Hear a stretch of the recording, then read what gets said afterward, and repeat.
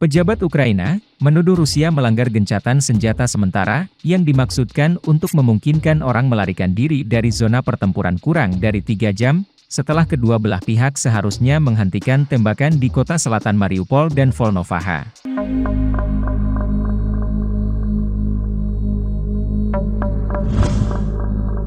Presiden Ukraina Volodymyr Zelensky mendesak NATO untuk memberlakukan zona larangan terbang, setelah pasukan Rusia merebut pembangkit listrik tenaga nuklir terbesar di Eropa di tenggara Ukraina.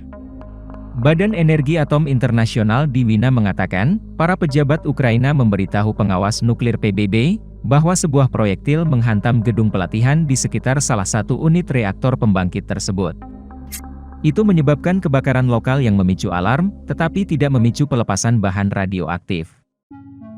Presiden Rusia Vladimir Putin telah memperingatkan kekuatan Barat, agar tidak memaksakan zona larangan terbang di atas Ukraina. Setiap gerakan yang mencampuri urusan perang, akan dianggap sebagai partisipasi dalam konflik bersenjata. Memberlakukan zona larangan terbang, akan memiliki konsekuensi kolosal dan bencana, tidak hanya untuk Eropa, tetapi juga seluruh dunia.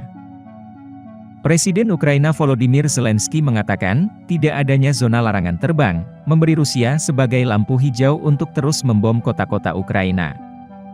Dia telah mengecam NATO, karena menolak untuk memberlakukan zona larangan terbang di negaranya. Semua pesawat, tidak boleh terbang di atas Ukraina, karena dapat memicu perang yang meluas di Eropa dengan Rusia, yang bersenjata nuklir. Пусковых установок доведен, вся ПБ готова, задержек к пуску нет.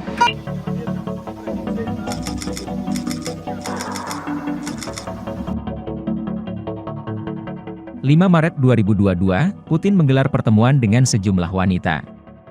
Mereka adalah karyawan maskapai penerbangan.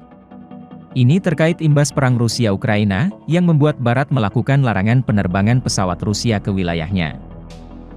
Pertemuan dengan para pramugari itu berlangsung sangat serius. Putin bahkan mengemukakan apa yang dia katakan sebagai potensi nuklir Ukraina.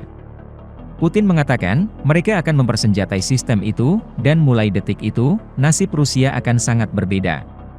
Karena musuh strategis kita tidak akan membutuhkan rudal balistik antar benua, mereka akan menempatkan kita di bawah todongan senjata di sini.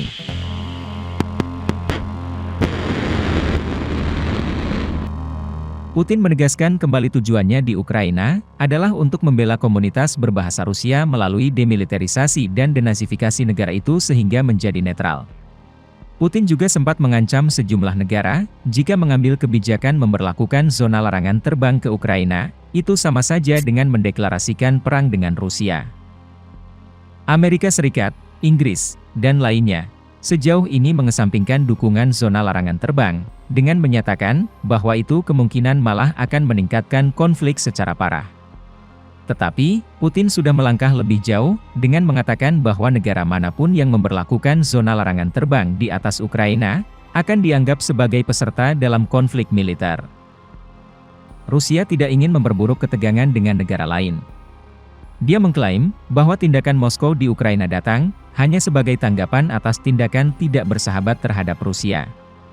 Putin menambahkan bahwa tidak perlu untuk meningkatkan situasi atau menjatuhkan sanksi lebih lanjut.